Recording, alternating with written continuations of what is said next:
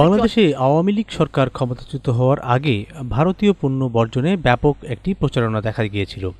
এবার ভারত থেকে বাংলাদেশে নিত্যপণ্য বিশেষ করে চাল, পেঁয়াজ ও আলু রপ্তানি বন্ধ করে দেওয়ার হুমকি দিয়ে সেদেশের এক রাজনীতিবিদ বক্তব্য দেওয়ার পর দুই দেশের বাণিজ্য সম্পর্কের বিষয়টি নতুন করে সংবাদ মাধ্যমে জায়গা করে নিয়েছে। রপ্তানির নিষেধাজ্ঞা বা স্থলবন্দর বন্ধ থাকার মতো ভারত থেকে পণ্য আমদানি বন্ধ বা হ্রাস পাওয়ার মতো ঘটনা নতুন নয়। তবে এবারের প্রেক্ষাপটে বাণিজ্য নয় বরং রাজনৈতিক আলোচনাই মুখ্য হয়ে উঠেছে। গেল সোমবার পেট্রাপোল স্থলবন্দরের কাছে বাংলাদেশে সংখ্যালঘুদের উপর নির্যাতন বন্ধ এবং চিন্ময় কৃষ্ণ দাসকে মুক্তির দাবিতে এক সমাবেশে পশ্চিমবঙ্গের বিজেপি নেতা শুভেন্দু অধিকারী ভারত থেকে আলু ও পেঁয়াজ আসা বন্ধ করে দেওয়ার হুমকি দেন। এতে আগে থেকেই আলোচনায় থাকা এই ইস্যুটি নিয়ে সামাজিক মাধ্যমেও তর্ক বিতর্ক বেড়ে ওঠে।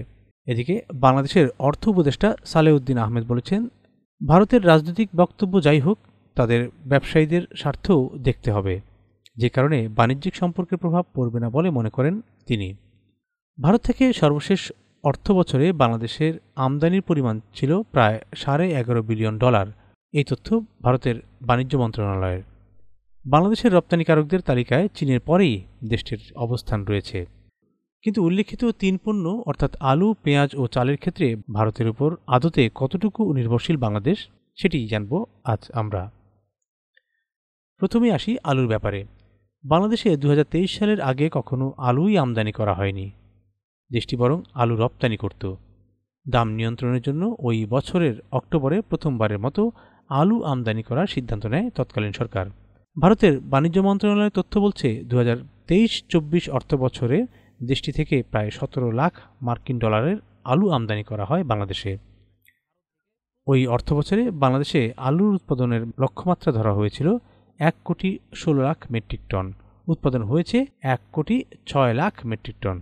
বাংলাদেশ পরিসংখ্যান ব্যুরো BBS এর সাথে সমন্বয়ের মাধ্যমে প্রকাশিত কৃষি সম্প্রসারণ অধিদপ্তরের এক প্রতিবেদন থেকে এই তথ্য জানা যায়। তবে দেশে আলুর চাহিদা প্রায় 80 লাখ মেট্রিক টন, অর্থাৎ উৎপাদন চাহিদার তুলনায় কিন্তু একেবারেই কম নয়। আলু যেহেতু কোল্ড স্টোরেজে রাখা যায়, এই সুযোগটা ব্যবসায়ীরা কাজে লাগায় এবং মজুত করে রাখে, এমনটাই বলছিলেন বাংলাদেশ কৃষি বিশ্ববিদ্যালয়ের কৃষি অর্থনীতি বিভাগের অধ্যাপক হাসনিন জাহান। তিনি জানান, এর ফলে দাম বেড়ে যায় এবং যে কারণে আমদানির দিকে যেতে হয় সরকারকে। আলু যদি সরাসরি বাজারে গিয়ে দিতে পারত কৃষক, অর্থাৎ সরবরাহ যদি স্বাভাবিক থাকত, তাহলে আমদানির নির্ভরশীলতা কমানো যেত বলেও মনে করেন এই অধ্যাপক। এবার আসি পেঁয়াজের বিষয়ে। 2023-24 অর্থ বছরের জন্য 37 লাখ মেট্রিক টন পেঁয়াজ উৎপাদন লক্ষ্যমাত্রা নির্ধারণ করেছিল কৃষি সম্প্রসারণ অধিদপ্তর। সেই লক্ষ্যমাত্রার বিপরীতে প্রায় 38 লাখ মেট্রিক টন পেঁয়াজ উৎপাদন হয়েছে ওই বছর। কিন্তু এবছরেও ভারতের বাণিজ্য মন্ত্রণালয়ের পেঁয়াজ রসুন জাতীয় পণ্যের রপ্তানি হিসেবে দেখা যাচ্ছে প্রতিবেশী বাংলাদেশে প্রায় $20 কোটি পণ্য পাঠিয়েছেন তারা। বাংলাদেশে বার্ষিক পেঁয়াজের চাহিদা 27 থেকে 28 লাখ টন। 2023 সালের ডিসেম্বরে এক সাক্ষাৎকারে এমন তথ্য জানিয়েছিলেন মশলা গবেষণা কেন্দ্রের তৎকালীন প্রধান বৈজ্ঞানিক কর্মকর্তা শৈলেন্দ্রনাথ মজুমদার। তিনি জানিয়েছিলেন, এর পুরোটাই দেশে উৎপাদিত পেঁয়াজ দিয়েই পূরণ করা সম্ভব। তবু কেন আমদানি করতে হয়? কৃষি অর্থনীতিবিদ হাসনিন জাহান বলছেন, পেঁয়াজের বেলায় প্রজেকশন বা পূর্বাভাস ঠিকমতো করা হয় না। কৃষক হয়তো এক বছর দাম পাচ্ছেন না, ফলে পরের বছর কম চাষ করছেন, কিংবা এক বছর বেশি দাম পেলে পরের বার চাষের পরিমাণ বাড়িয়ে দিচ্ছেন। ঠিক এভাবেই তথ্যের ঘাটতি থাকার কারণে এবং আভ্যন্তরীণ সরবরাহ ও বাজার ব্যবস্থায় তদারকি ঠিকমতো করা না হওয়ার কারণে এমনিভাবে দাম বৃদ্ধি কিংবা সংকট তৈরি হয়। তবে এসব বিষয়ে লক্ষ্য রাখতে পারলে আমদানি এড়ানো যেত বলেও মনে করেন তিনি। এবারে আসি চালের বিষয়ে। আওয়ামী লীগ সরকারের সময়ে দেশকে ধান চালের নিরিখে খাদ্যশস্যে স্বয়ংসম্পূর্ণ বলে দাবি করা হতো, কিন্তু তারপরও চাল আমদানি কিন্তু থেমে থাকেনি। ভারত থেকে বাংলাদেশে চাল আমদানির তথ্যে বছর ভেদে ব্যাপক পার্থক্য দেখা গেছে। এক এক বছরে আমদানির পরিমাণ এক এক রকম হয়েছে। ভারতের বাণিজ্য মন্ত্রণালয়ের তথ্য বলছে 2023-24 অর্থ বছরে $1.5 কোটি চাল রপ্তানি করা হয়েছিল বাংলাদেশে। তবে এর আগের অর্থ বছরে $31 কোটি চাল বাংলাদেশে রপ্তানি করা হয়েছিল।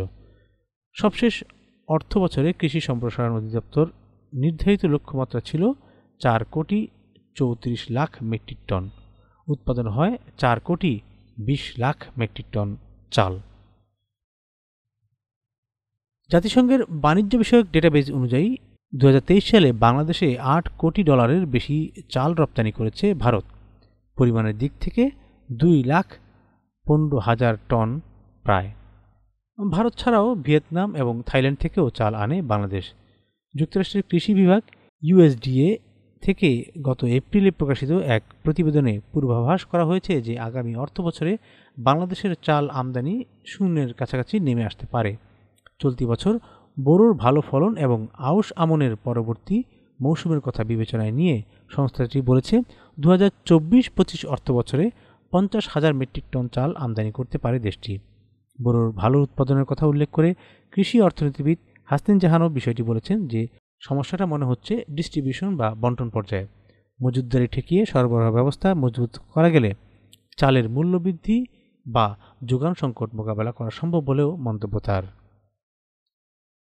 Abdullah Al Mahmud, desk report, Dhaka.